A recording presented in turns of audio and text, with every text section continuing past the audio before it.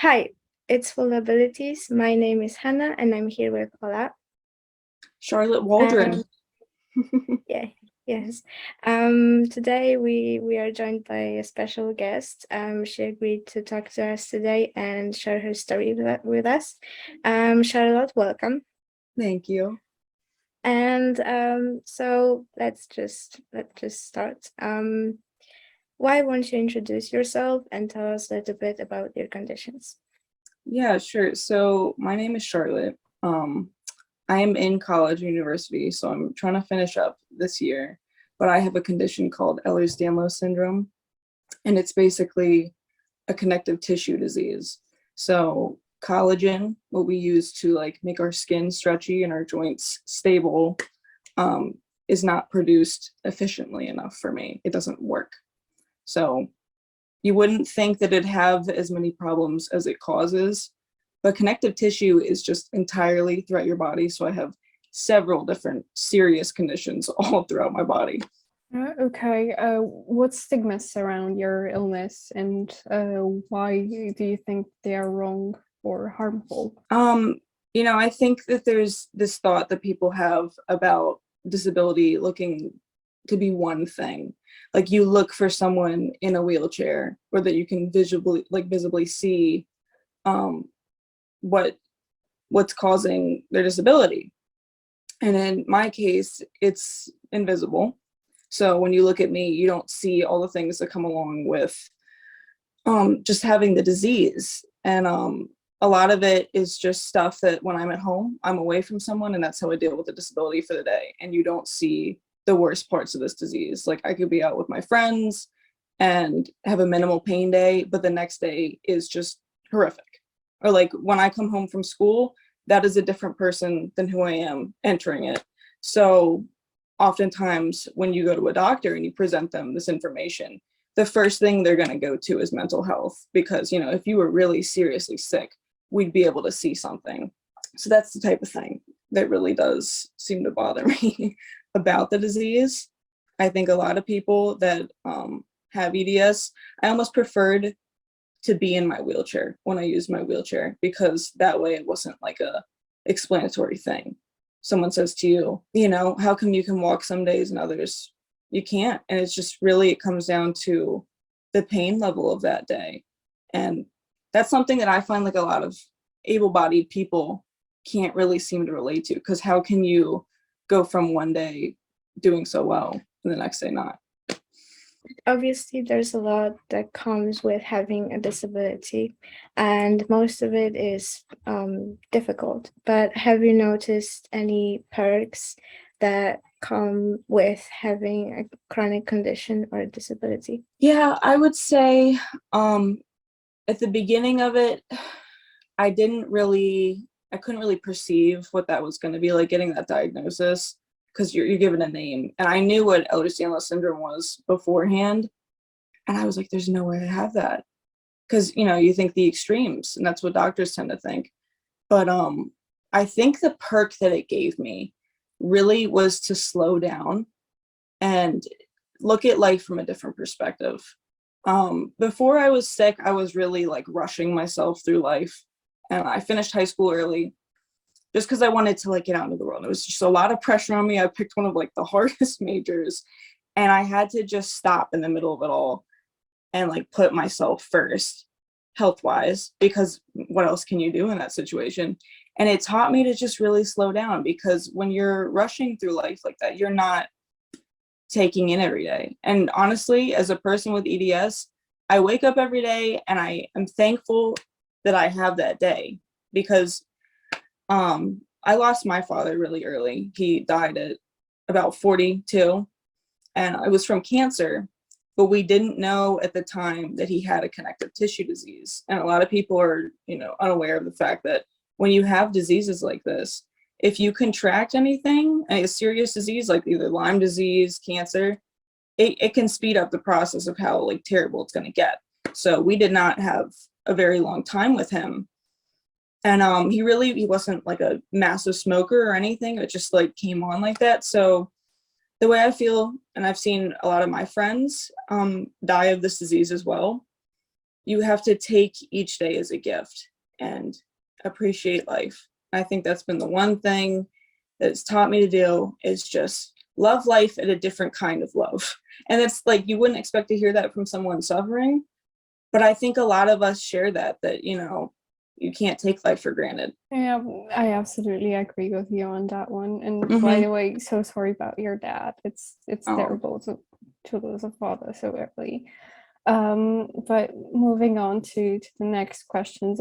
Obviously, people are curious when you have disabilities Mhm. or illnesses. Do you mind when they ask about your illness, or do you prefer if they try to act as if it didn't exist? I love when people ask, but I've also been told that I might be on the spectrum as well, which I was like, huh. And that's the thing that people don't realize. When you have EDS, it's really common to be on the spectrum. So what I'll do is, when someone asks me about it, I will, because genetics is like my little special interest, I'll go on and on about it. And people don't want to hear all the ins and outs about, you know, a disease and how you contract it genetically and everything.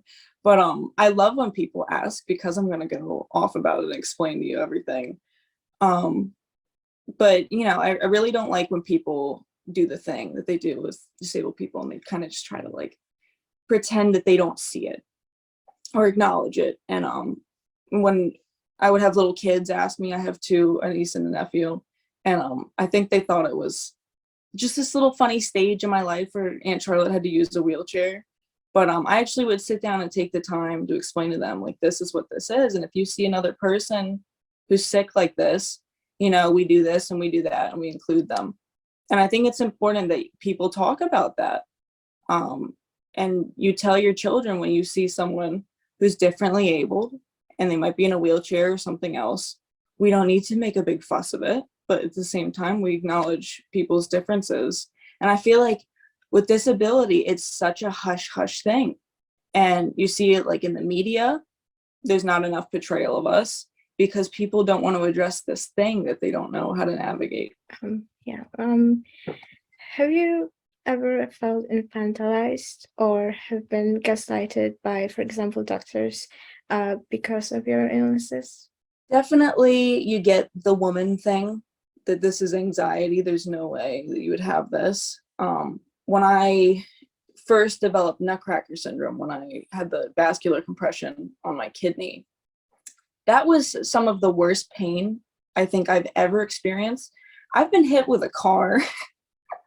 At one point in my time, a car hit me in the hip, and like, that was probably a terrible pain, but nothing as bad as nutcracker pain. Like, that was some of the worst hell I've ever been through. So just when you try to explain that to a doctor, it's such a rare thing. Like, you never hear people with vascular compressions. It's really something that really tends to just hang out with connective tissue disorders. I could not get a doctor to believe me. And my mother, she was stuck recording the times that I would have flares, because I would be on the floor screaming for an hour, and we would be in there just trying to find a doctor to help me, because I couldn't move. I couldn't function as a person. And she was literally there. I remember her trying to show these doctors videos of me screaming, because when they don't see it and there's a patient sitting in front of you like this in a chair, you're not going to believe what they're saying when they say they're in like 11 out of 10 pain, even higher than that. So I've gotten a lot of gaslighting. I just went to a surgeon to discuss a surgery on one of my newer compressions. And the response you kind of get is like, how much pain are you really in? And it makes you like second guess yourself when you're asked that, like, because how much pain is too much pain? When you're in a level 7 pain every single day, that's just the norm to you. So it's like, I could keep dealing with this.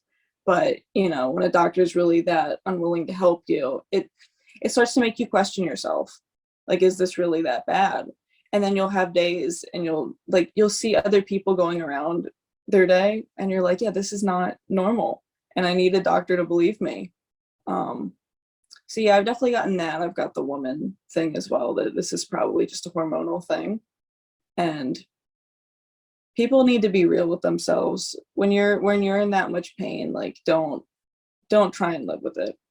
just you really got to listen to yourself. Yeah, and I think that doctors, most importantly, they should believe their patients. And what you're saying, that they couldn't believe you, they couldn't believe what you were saying. That's absolutely terrible. Oh my God. Yeah. But it shouldn't happen. It shouldn't happen. And you guys know the US is terrible healthcare. My family's from Ireland, so I need to make it some time to head back over there. But you know, I think the thing with them is really they're worried about these surgeries. For me, what it was is a lot of them were worried about doing the surgery and it failing, which happens a lot. The initial surgery they wanted to do was take the kidney because it was an anatomical problem and move it across my body instead of taking it out. And it was such a new procedure. I felt like a lot of us were just guinea pigs because I had joined a Facebook group, and like there's really not that many people in the world that have these vascular compressions. And I'm like, I remember there's like 2 years of just being in level 15 pain, like almost every day of my life. I had to stop school. And just going onto this Facebook group every single day and like praying that someone else had the surgery and then waiting for like their yearly update to see if it had gone well. And you know, I think with these doctors, like they're reluctant to step into that, which makes sense because it's such a new procedure. But at the same time, I've had a couple friends that go through with the surgery and they're in worse conditions than they were before. And these doctors tend to just like throw them off. Like they just don't want to deal with that. A lot of us have been called like insane. I've been to a doctor that said he had met with a couple other women with vascular compressions and told me that I seem to be the most mentally sane out of all of them. And I'm just like, it goes to show you they have no comprehension of pain, like what that does to someone. If you think someone is crazy, it's because they're in pain seeking help from you. And they just have a totally different attitude towards this stuff. And I think I've even experienced that with friends, like that just you end up losing a lot of friends when you get sick.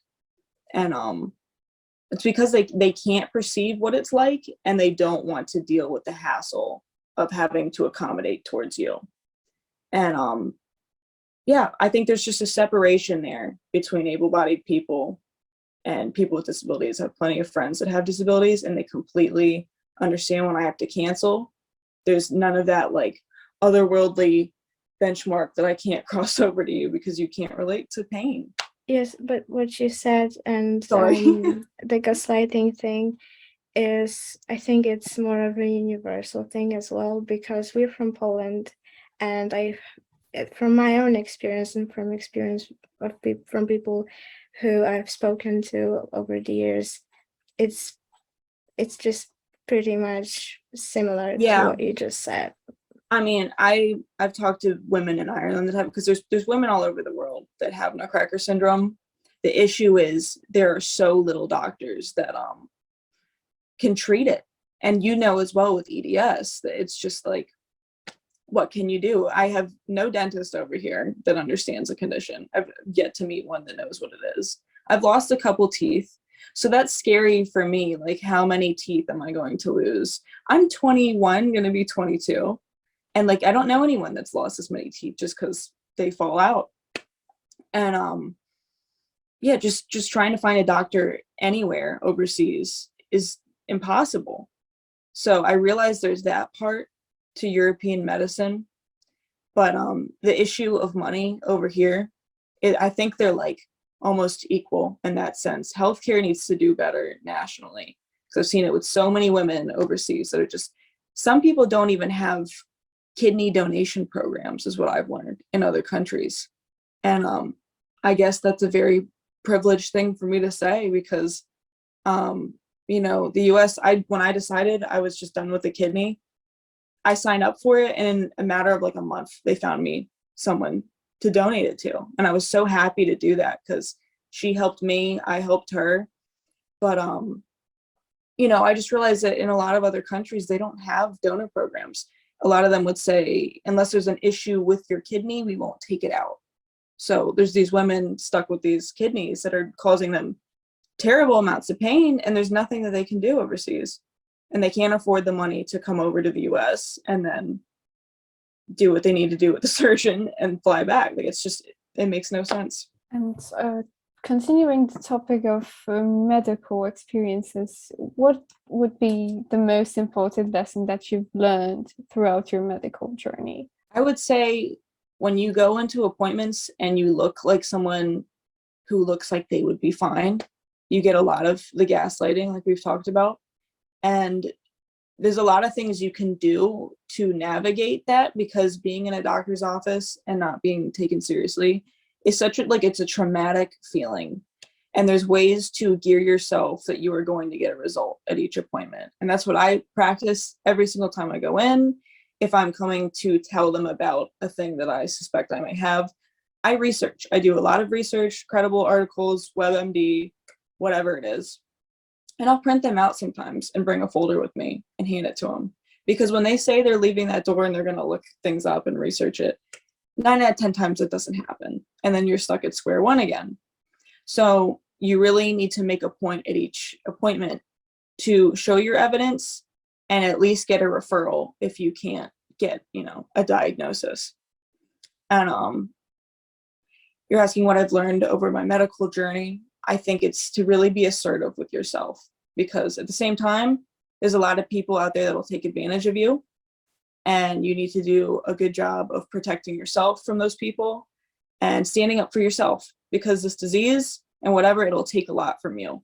But what you can't let it take is your confidence in who you are as a person. I always try to keep that, and I try to go through life strong. That's the things I think it's taught me. I think it's nice to have someone to look up to. So do you know anyone, any good disability representation in the media? Yeah, I saw you guys were going to ask me this earlier, and I'm thinking, like, there's really not enough at all, and there's none that I could think of, and that just says so much about society. Like I said earlier, I think it's a thing that people like to dance around, and they don't know how to portray. I don't know. I think there needs to be more talk about it, even just in general. There needs to be more shows about disability. Like, I don't know if you guys have seen like the TLC videos. There's a lot of them that are starting to address disabilities. There's been that autistic love finding show as well. I think that stuff is good. A lot of people have contradictory thoughts on that. But in my opinion, I think the more we talk about it, the better things are going to get. There needs to be more addressing the issues that disabled people go through in life. I think we both, we all as people in the project, we can agree, and that's what we're also working on. Mm-hmm. To make disabilities and rare illnesses more recognized, more not of a taboo topic to the society, because we feel that it also is kind of a taboo topic here in Europe, in Poland. And I think it's time to change that. We're in the 21st century. It's high time. I think part of that too, sorry, I don't mean to cut you off, is disabled people need to address it as well. I feel like a lot of us get upset when we do see it in the media if it's someone that's trying to act a certain way. And it's like, really, yeah, we should just find an actor that has a disability to portray that actor. I think that.